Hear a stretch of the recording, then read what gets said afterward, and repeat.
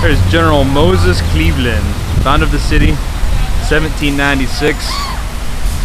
There he is. He's got bird poop all over his head. He does. Where are you at, babe? Hey, see? She's laughing at me, but it's true. Look at him. He's got bird poop all over his head.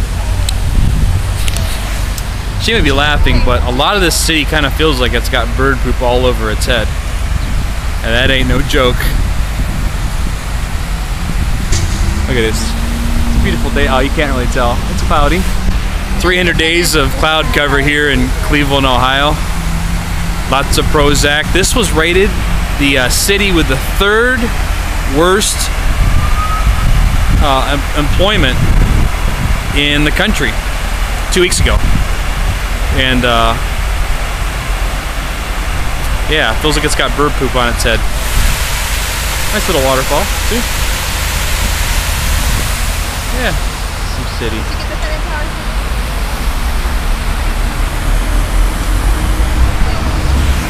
It's a pretty city though.